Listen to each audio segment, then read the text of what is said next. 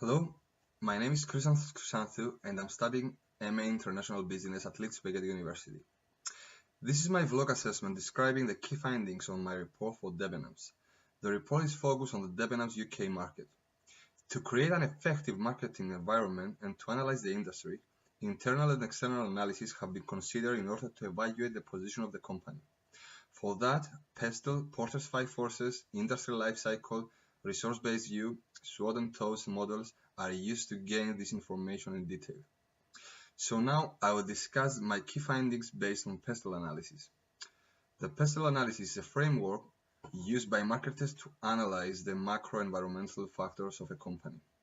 The political factors that Debenhams is facing is Brexit. This has an adverse impact on sales. However, the decrease in corporation tax has a positive impact on Debenhams. One of the most important economical factors that affected Debenhams is the fall in the value of GBP. Also, UK economy provided no benefit to the performance of the retail sector, and this had a negative impact on the company. In social factors, the most important reason which affecting the company is the growth in multi-channel shopping. The smartphone user sales have increased and people do their shopping online. Innovation and technology has changed the needs of the customers, and Debenhams should adjust to it. The technological factors are that the consumers are becoming more powerful because of the various choices that are available. Mobile technology has become more efficient and Debenhams must focus on that. Legal factors that affect Debenhams sales is Brexit because of the changes in legislation, and also the UK VAT increased, and this has affected product pricing. Furthermore, the minimum wage has been increased and as a result of increasing the cost of the company. Now, in order to analyze the competition between the companies operating in the same industry, I used as a tool the Porter's Five Forces. The competitive rivalry is high, and this is because in the UK market there is strong competition between organizations of similar size.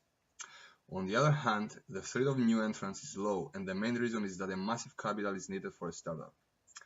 For instance, the access to supply and distribution channels require high costs.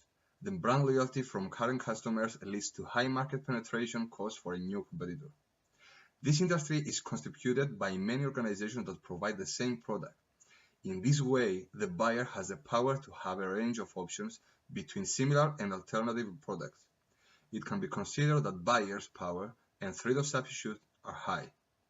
The growth of industry sales over time is used to record the life cycle.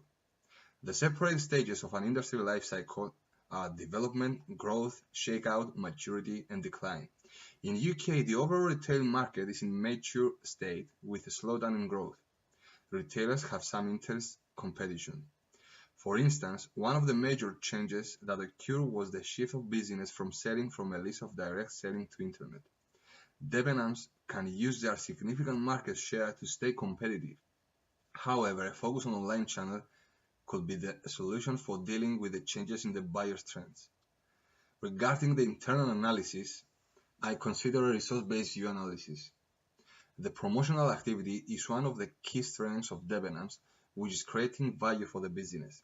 It can be costly and therefore it cannot be pursued by all competitors. Long-term relationships with suppliers is valuable for Debenhams. It guarantees that store works with respectable brands perceived by the customer. Relationships can take a long time to build and not all competitors will have room schedule-wise to contribute.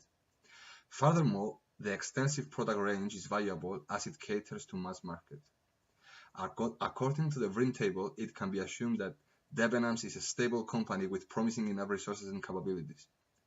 Finally, based on the SWOT and TOWS analysis, it can be considered that Debenhams has a lot of strength and opportunities. Debenhams has a steady strategic development, growth in revenue, and of course the company is developing channels through partnerships. The strategic locations all over UK plays an important role.